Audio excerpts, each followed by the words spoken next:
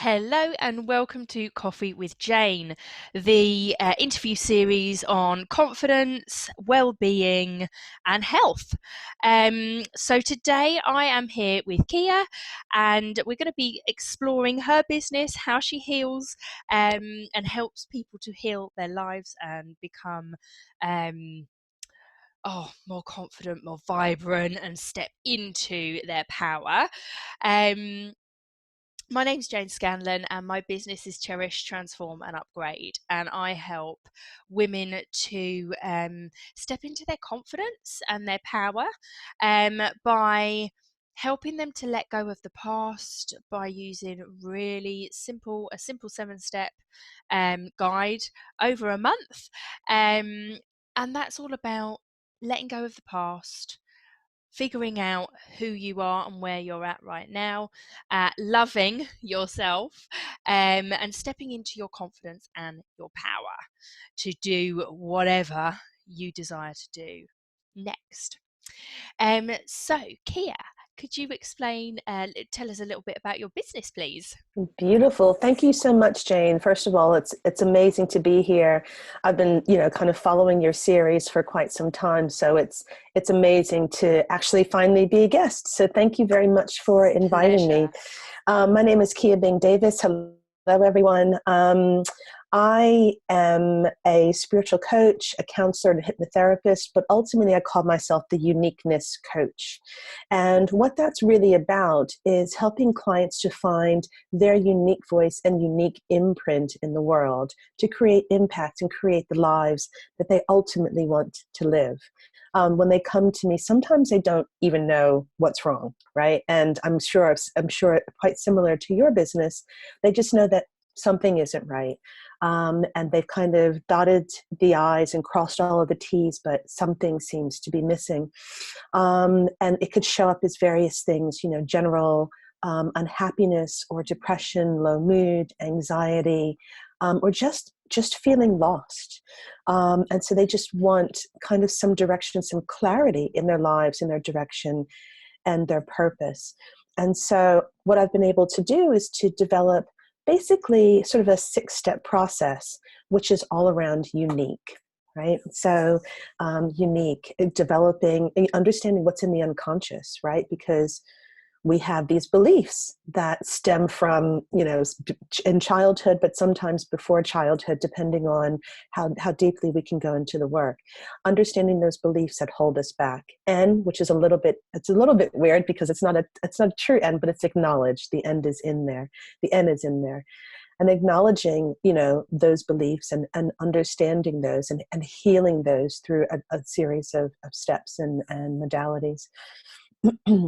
And then we look to integrate into the whole, all parts of us, even the shadow parts of us, those parts that we want to sort of push off to the side. We have to integrate all of those parts into the whole. And then finding that place of stillness, that quiet. What wisdom can we pull out of us in the quiet? And then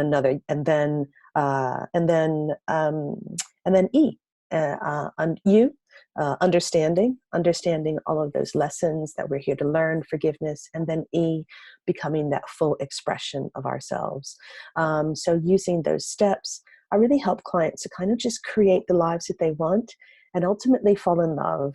Sometimes they fall in love with other people, but at all times they fall in love with themselves, and it ends up being a really beautiful process to find their uniqueness. Oh, that's beautiful. Really beautiful. And Thank you. I think that's the key with any therapy is to allow someone to fall in love with themselves.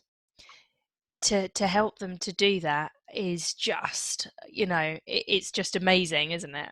It really is. And I mean, our businesses sound quite similar, right? And, I, I think, when I was in the corporate world, so I've spent more than 20 years doing corporate work in law. And I always had this notion that I really wanted to help people on a really deep level. And so nothing that I kind of did kind of hit that sweet spot. And then finding this work and retraining and doing this work, that is the sweet spot when you can help someone, pull themselves out of, what sometimes feels a little bit, they feel lost or lonely, and pulling themselves out of that and realizing that everything that they're seeking is actually already inside. And once they can see that and fall in love with that, literally everything else opens up in the world for them. It's a total, yeah, I get a total buzz out of doing it. I love it. And when you introduced yourself, by the sounds of it, we're similar in the fact that we bring a lot of tools to the table, so we're not just one thing. And so some therapists, and they can be really happy by just doing one thing, but for me, I'm a bit of a searcher, a bit of a learner. and, yeah, I've got a lot of tools under my belt, things like I use flower essences. I'm a homeopath. I do massage as well, and hands-on healing and access to consciousness, and hoppy ear candles and life coaching and EFT. And Yes. I always found it. I had this limiting belief, which I have cleared now, but I had this limiting belief that, you know, I I would all the things that I did would be far too confusing for people, and I just had to try one. I had to try one and just do that one, because it would be too confusing that I did all these things and I could help people in so many different ways. Yeah. Um, but then to create a program where they all just slot in seamlessly, and being able to pull out different things for different clients. Some people love emotional freedom technique, which is the tapping. Yeah. Yeah. Others do not. Yeah. So I really, even though I have my sort of blueprint, my 7 steps, it varies for every single client. Even when I'm in a group, working groups, it varies as well. Now, you're nodding, and I'm thinking, yeah, you're the same, aren't you? So, could you tell us a little bit about I, your toolbox? it's nuts. I mean, it's like I'm talking to myself, or I'm hearing myself talk. I'm looking at. I've got a list on my on my wall, and on that list it has 23 interventions or modalities that I've learned in a particular program, and we went through everything. But even aside from that, there's even more, and I'm still not done, right? Because I think it's okay. I think, a few years ago, when I was still in the corporate world, went on a job interview, and this gentleman looked at my CV, and he said, "You've done different things, and you've done PR, and you've done law, and you've done finance, and you know, why can't you focus on one thing?" And I was actually really offended, because I was like, but those have been all amazing things. And I've loved all of that. I loved all of, each aspect of my life. I've learned incredible things. And I discovered, a few years ago, that is in my DNA to learn, first of all. Mm. To learn, right? We are lifelong learners, and that, if I'm not learning, I'm kind of not happy, right? So, and I think you can feel that energy when you're like, I need to kind of go and learn that and pick up a little bit of that from that tool chest. It doesn't mean that I don't think I have enough, which I've gotten over that limiting belief that, I don't know enough. It actually is just part of my makeup, and I love that. And so first of all, embracing that about me, that I don't think I'll ever stop learning. Because ultimately, when you're a teacher like you, like I think like we both are, we have to be in that space of constantly learning, because we're actually part of, our makeup is to teach and to share. And I never want to be stale. I always want to be pulling in new experiences to share that out as part of what I do. But the interesting thing, and very much like you, I have, my steps. Before I developed the unique program, I had a program that was called Weed, Seed, and Grow, where we kind of went through the beliefs, and then we kind of helped instill new beliefs, and then I we kind like of, that. yeah. And so it was always kind of this kind of progression. But even like you, with sitting down with a particular client, I could pull from a number of different things. And like you, I do EFT and matrix re-imprinting and, soul transformation therapy and soul plan therapy and, just traditional counseling, or it might be hypnotherapy, or it might be coaching. And, like, it's all of the other, essential oils and Yes. flower essences. I mean, literally everything. But, the one important thing that I do when I'm sitting with a client is I open myself and I kind of empty myself, because I just want to be present there for them. And when I'm working with, the higher energies, their highest self, they're my highest self, all I want to do is just be open in that space and allow whatever needs to come through me. And then I kind of know and feel in that moment what modality I'm going to use, Mm-hmm. what strategies I'm going to use, and it kind of just flows through me. And I think when we're in that space, we've learned all the techniques, we kind of know that stuff. The most important thing that I can do for a client is to just be present with them in that moment and allow whatever needs to come through. And I can use whatever tools I'm going to use. And I can feel in the moment, some clients, like you said, love EFT and maybe matrix re-imprinting. Some would go, no, I want something more traditional. But you can feel in that moment what that client needs. And so I feel that in the way you're able to do that, and the way that I'm able to do that, makes for a really deep and rich experience for that client, because you're pulling from all of these different tools. You open the tool chest and you pull out what you need in that moment to give them the best result that they need at that time. And so I think, I thought, like you, like, oh, okay, I've got to stick to hypnotherapy, or okay, I've got to stick to life coaching, or I've got to do this one thing, I've got to only do matrix re-imprinting. And it just didn't work for me. It Yeah. just really didn't work for me. And I was going, yeah, but I really want to do that right now. I really want to do that right now. And And so, I got that from people. Don't you think you've just wasted your money with that three and your time with that 3-year course if you're not going to just do a business on that course? No, because that three no, year course changed my life. yeah, exactly, Whether I exactly. use it or not on clients is It's irrelevant, right? irrelevant. Because Yeah. first we have to be in that space of learning and healing for ourselves. Mm. And everything that I've learned has helped me to heal. My husband at the beginning of this year said, can you promise me this year, excuse me, that you won't do any more courses? How many I have was you like, done? no. I could say yes, but that would be lying. And I don't want to do that. So I think I've done 3. So, and I just kind of said, you have to just give me the space to do this. I'm not, and then he kind of just realized that, if I'm not learning, I'm not happy. Um, Mm, and I love it. He just said, I see you and you just love it. And I know whether, as you say, I might use it for clients, or maybe that course is just for me. yeah. But, I think I have to sort of be in that space. And if I'm doing the healing, I'm going to be able to just be even more present and more open for those clients. So even if I don't use that modality in particular, whatever it's done to help me to heal is going to make me a better therapist for them. Mm, So yeah, I love this way of working. It doesn't work for everyone.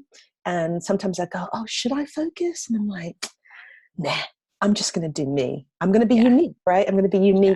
uniquely me, and just kind of go for it from there.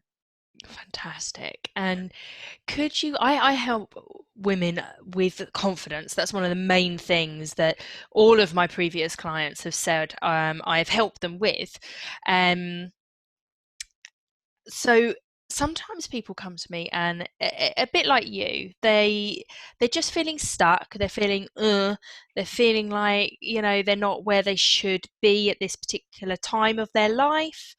And there's a lot of shoulda, woulda, couldas involved. Um, and they want to see the light at the end of the tunnel. Mm, Um, and yeah, where was I going with this? They want to see the light at the end of the tunnel.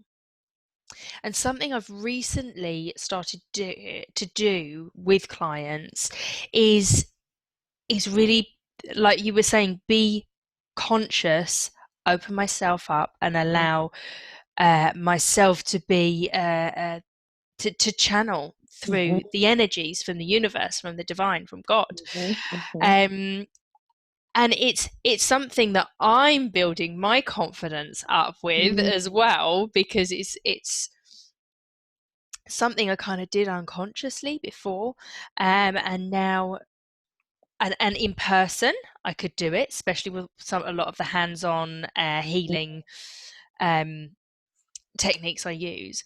But over the internet, over Skype or Zoom, it I was like, oh God, I don't know whether I can do this, and the doubt set in. Like, I know we're all connected energetically, but I'm like, how am I going to get this like to them? yeah, I get it. You get it. So what could you because there's quite a lot of people that can be watching this who are wanting to step into that Mm, channeling space, and that listening to the angels, and feeling that energy all mm, around. Is there any could you share a story with us, or are there any techniques that could help people to kind of step yeah. into that space a little bit more? It's amazing. I mean, I think I started doing that kind of thing maybe a few years ago, but totally unconsciously, and it kind of came out of nowhere for me, and I was a little bit freaked out um, when things started happening. And I think, first of all, I think all of us have this ability, right?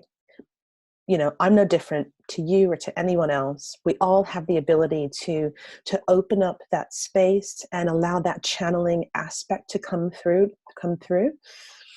We have to first trust, right? We have to first trust that we do have the ability, right? There is nothing separating, the energies. It's just our ability to trust and to believe that. So when I was learning a lot of these techniques, people would say, well, like you, I can do it in person. Does it work on Skype? Does it work over the internet? Am I going to get this? I'm not really sure. When I learned how to do Reiki, one of the things that you have to do is you have to send distance Reiki. And I was going, well, I can do Reiki in person, but this whole distance thing I don't really get. And what I discovered was that sending the energy remotely was actually even stronger than Wow. doing it in person. And the messages and the information that I got for a client when I was working through distance healing and working, through distance, was even more powerful and stronger. Like, being able to channel, people who had passed over, and messages and images. And I can still only do it if I'm doing it distance. I can't do it if they're in person. And what that taught me was that, if I sat in that space and allowed that energy to just be, Mm. that it could be even stronger, like kind of like through the waves, the airwaves, through this energy that we can kind of tap into, kind of in the matrix. If you just allow yourself to, first of all, sit and trust, it will come. And you have to trust the messages that come as well. Yeah. Sometimes in the beginning, I used to sit and go, is this right? Like, I'm getting something, but it seems a bit left field, and I'm not really sure. Once I was working with a woman, and I kept seeing, this guy, and he had a rose in his hand. I was like, he's standing on a hill. This is just weird. So I kind of and I wasn't going to tell her. I wasn't going to tell her that this came through, and I'm just going to keep it to myself. And then something just said, no, go ahead and say it. And I said, okay, this is going to sound really weird, but I've got this guy, and he's got a rose in his hand, and he's just saying he stayed as long as he could, but he had to go. And then he walked off at the top of the hill and waved and left the rose and went. And she burst out in tears. And I was like, oh, oh God, I've upset her. Oh, what's happened? And she said, okay, so this woman, she was in her, I think, 50s or 60s at the time. Excuse me. And she said, in my 20s, I was married, and my husband passed away, and she was a cardiac nurse, and she said he kept having these heart attacks. He had heart trouble, and she was pregnant at the time, and so he kept having these heart attacks. But He stayed long enough for the baby to be born and then died maybe a few months after that. But before he died, he planted a rose bush and said, whenever you see the roses, you'll always remember me. And she said that was him. He stayed as long as he could. But he wanted to let me know, yeah, I know. Yeah. And I was like, okay. And she said, but the message that she just felt really uplifted by the message because, he was sending his love, Yeah. and it was nuts. And I kind of thought, okay, there's something to this. There is something to this. And, I don't always channel in sessions to that degree. Yeah. But what I always do with the client, no matter what we're working on, is I just, in shamanic terms, they call it the empty bone. And it's if you can allow yourself to be that structure on the outside and just through your own healing and own process, kind of empty yourself, release your thoughts, just breathe. I tap Mm. into a client before I even get on the telephone, before I get on this screen with them, or they show up in person. I tap into their energy before they come, so I can already feel how they're feeling, what we might be Mhm. working on, what they might need to release. And then I let go.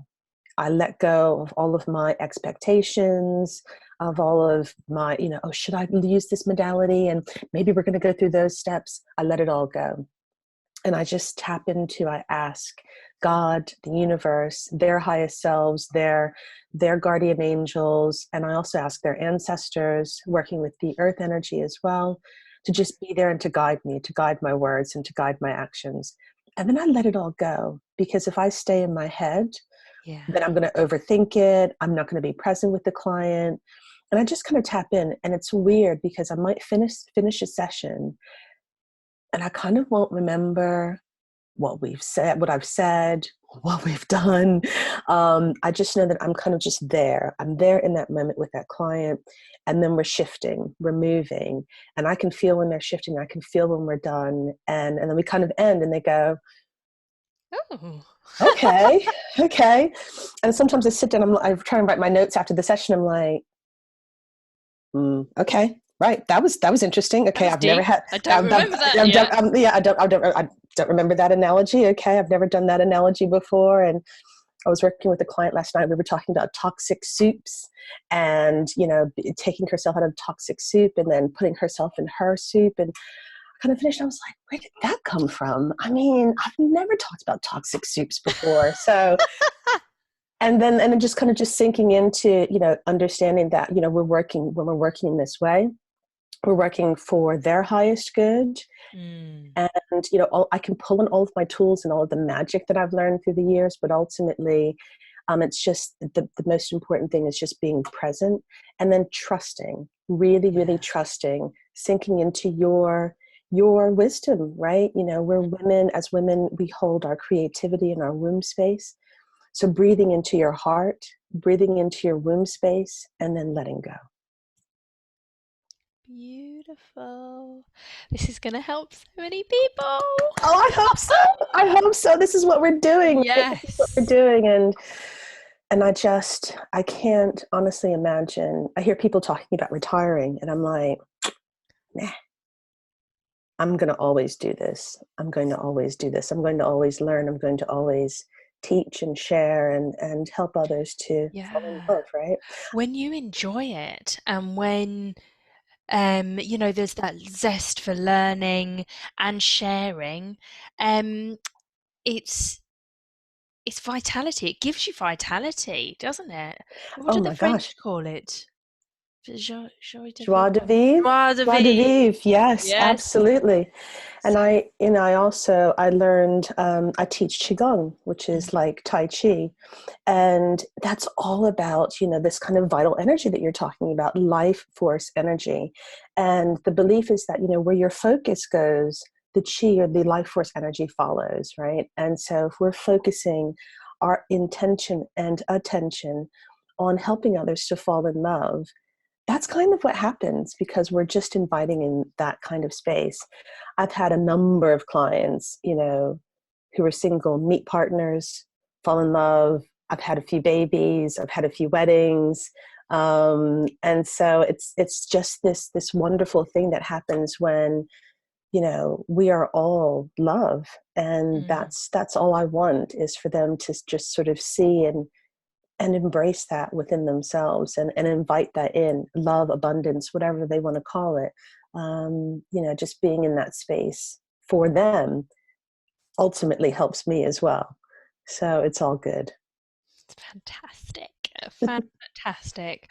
Well, oh, we haven't even spoken about the book. We're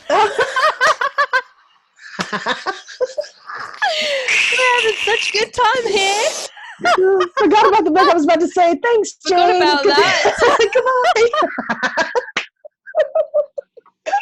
Awesome. Oh, so Awesome. funny. Awesome.